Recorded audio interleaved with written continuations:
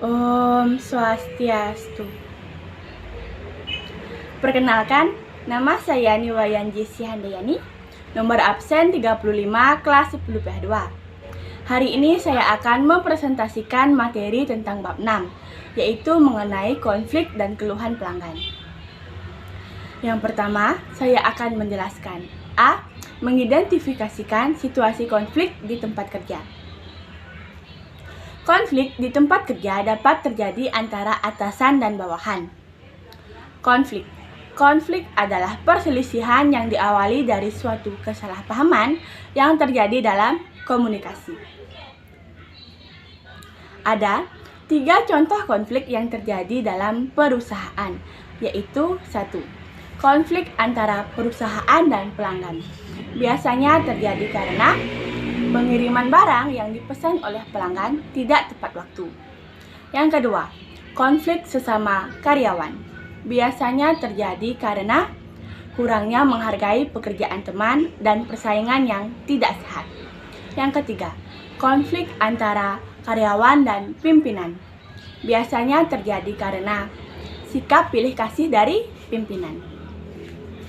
Yang kedua, saya akan menjelaskan B. Menganalisis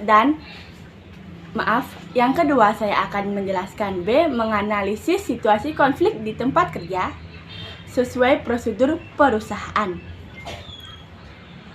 Cara yang dapat kita lakukan untuk mengatasi konflik di tempat kerja yaitu 1. Menghadapi konflik atau masalah tersebut. Yang kedua, dalam menghadapi konflik kita harus berbicara dengan sopan dan baik. Yang ketiga, tetap tenang. Yang keempat, berusaha mengajak berdamai dengan cara baik-baik. Dan yang kelima, bila perlu meminta bantuan. Yang ketiga, saya akan menjelaskan C. Langkah-langkah dalam menangani konflik. Dalam menangani konflik, kita harus tahu tahapan-tahapan dalam menangani konflik. Salah satunya membentuk tim intervensi, yaitu tim yang bersikap netral kepada pihak-pihak yang bertikai atau berkelahi dengan cara 1.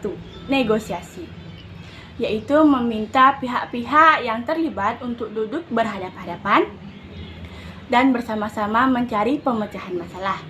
Yang kedua, mediasi, yaitu meminta kedua belah pihak untuk membeberkan persoalan pada tim intervensi. Yang ketiga, arbitrari, yaitu meminta kedua belah pihak untuk membeberkan argumen terbaiknya kepada tim intervensi. Dan tim intervensi akan memenangkan salah satu pihak.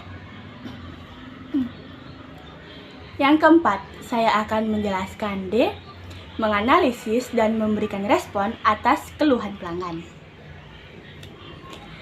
Dalam melayani tamu hotel atau wisatawan, kita harus melayani mereka semaksimal mungkin agar tidak terjadi keluhan. Apabila terjadi keluhan, kita harus dapat menerimanya. Tujuan seseorang mengajukan keluhan yaitu untuk memperbaiki mutu pelayanan. Keluhan pelanggan haruslah kita dengarkan dengan penuh perhatian agar pelanggan tersebut merasa nyaman. Tetapi terkadang ada saja tamu yang tidak mau menyampaikan keluhannya, dikarenakan kurangnya rasa peduli dan takut atau malu menimbulkan masalah yang berkepanjangan. Yang kelima, saya akan menjelaskan tipe pengeluh dan cara mengatasinya. Tipe yang pertama, pengeluh pasif. Biasanya mereka hanya diam dan menunjukkan wajah murung. Cara mengatasinya yaitu dengan menanyakan secara halus dan jelas apa yang kurang memuaskan. Yang kedua, pengeluh agresif. Biasanya dalam mewujudkan kekecewaannya, mereka marah-marah. Cara mengatasinya yaitu dengan mengusahakan agar mereka sedikit lebih tenang dan menawarkan tempat yang nyaman untuk berbicara. Yang ketiga, pengeluh pembangun atau konstruktif. Biasanya dalam menyampaikan keluhannya, mereka memberikan kritikan yang membangun dan mudah bernegosiasi saat pemecahan masalah. Cara mengatasinya yaitu dengan mengakui kekurangan pada pelayanan yang kita berikan dan mengucapkan terima kasih atas sarannya. Yang keenam, saya akan menjelaskan F, model-model penanganan keluhan pelanggan. Model Aqua adalah model yang paling efektif dalam menangani keluhan pelanggan, yaitu 1. Mengakui, acknowledge. Pada bagian ini, kita harus mengakui kekurangan pada pelayanan yang kita berikan. Yang kedua, pertanyaan, question. Pada bagian ini, kita harus mengajukan pertanyaan untuk memperjelas situasi atau masalah yang terjadi. Yang ketiga, memahami, understand.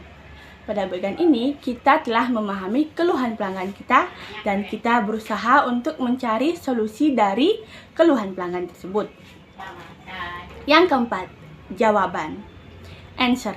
Pada bagian ini, kita telah memberikan jawaban atas keluhan pelanggan kita.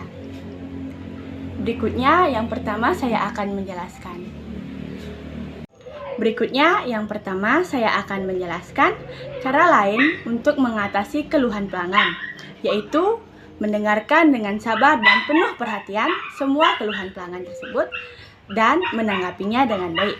Yang kedua, saya akan menjelaskan cara mengatasi keluhan pelanggan yang belum dapat terpenuhi, yaitu dengan cara menyampaikan secara langsung dengan sopan dan hati-hati mengenai permohonan maaf karena permintaan pelanggan tersebut belum dapat terpenuhi.